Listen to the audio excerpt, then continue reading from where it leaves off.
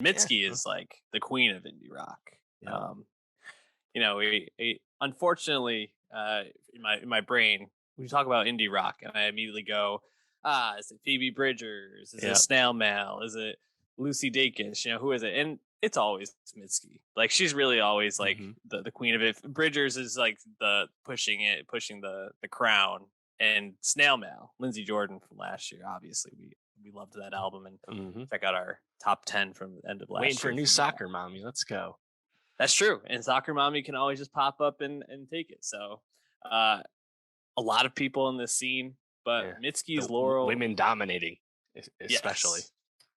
Laurel Hell. I just another really quality album from Mitski. Did you feel the same way? I did. Album 6. I like this more than Be the Cowboy. It's been over 3 years since that. I think the reason I like this is 'cause there's a lot of specific choices made on Laurel Hell towards a more like pop leaning as far as indie rock Yeah. goes. And to You're me, thinking of the someone only who's heartbreaker as you say this. I know it. yeah, but a few other ones too. To me, someone who's not a huge indie rock fan, when I hear indie rock that's like also putting its foot in a different puddle, I'm like, oh, you know what? Thanks for that. I appreciate this. Some of the best moments on Lindsey Jordan's Valentine, Snail Mail last year, I was like, yes, yes, this is hitting. And Mitski had a few moments on here. I was like, oh shit, I did not expect this. Let's go. And it's funny in the lead up to this album I was reading, uh, Mitski has had a huge streaming bump and really explosion in between albums. And letting lyrically, it's interesting to think about this because after Be the Cowboy comes out, after she finished touring that, she like goes completely dark. She's really open about not wanting to tour and stuff like that. See, and like that kind of I think like longingness and confusion about like your purpose definitely informs the lyrics on Laurel Hell. But in the meantime, when she was not promoting herself at all, her songs just started to explode on streaming. And this is before TikTok. She's now very big on TikTok, just like old songs like TikTok was wanting to do. Like just indie rock is a huge niche on TikTok now. But this was actually happening before that. It's just kind of funny, like see like an organic streaming success that's not completely TikTok based. I Yeah. wouldn't have expected it, but it happened, and now she has a new album that's probably gonna keep the momentum going. I don't see how it wouldn't. Oh, I think this is probably going to be her most streamed album, no doubt. It's definitely the least indie of the albums, and when we talk about indie people, Mitski self-released her first two records. That's how fucking indie she is. Like Yeah, she is as independent as they come.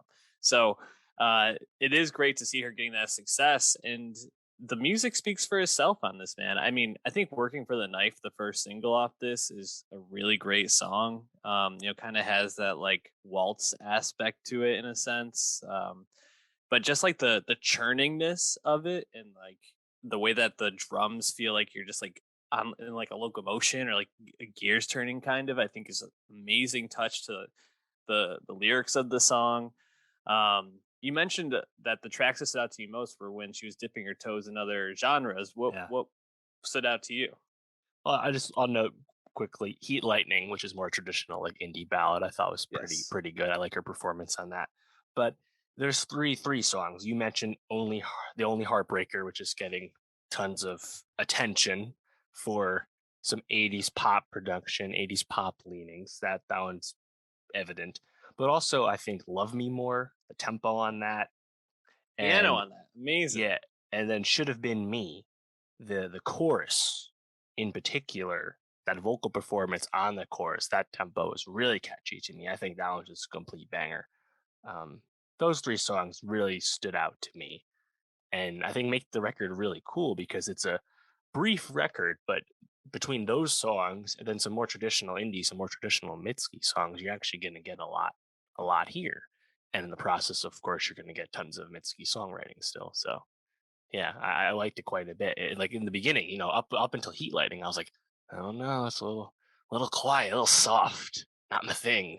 And then it starts to change, and then it really changes when you hear the only Heartbreaker. I'm like, holy shit, did not see this coming. Yeah. I do have to say, out of those early tracks, I really like Working for the Knife, and Stay Soft, I feel like is pretty bouncy for a Mitski track. And that was probably the first one where I was like, ooh, we might be getting something a little different on this. Yeah, you called out Should Have Been Me. I love the like swing feel of that song. Like Yeah. it just feels like you're kind of like dancing around the room, kind of really great. Heat Lightning, like you said, I think is a clear um like standout for the old Mitski style. But the piano flourishes in it are really great. There's a lot here to like, and like you said, it's not long. I think it's only about like 10, maybe 11 tracks, 11 tracks, 32 and a half minutes. and it just is. It flew by for me. I listened to it a few times because you just kind of jump from song to song, and she's got you, man. She's great. Mitski's amazing. So Yeah. if you're not listening to her, be one of the people that found her and is streaming her now because she deserves it. Yeah. Damon Albarn would be impressed with this. She has a co-writer on only one of these songs. Everything else is just Mitski. And Oh God, that's what Patrick Hyland produced every single song as well. Pretty yes. impressive because again, there's a range of production. You have in vogue '80s pop production alongside traditional, softer indie rock production. So kudos to him as well. Dave, we're gonna wrap up our music there, but as I said, I know you already follow the playlist, but go to Spotify, Nostalgia Best of 2022, hit that follow, share with your friends, tell them if they want to stay up to date with the best music, that's where you do it.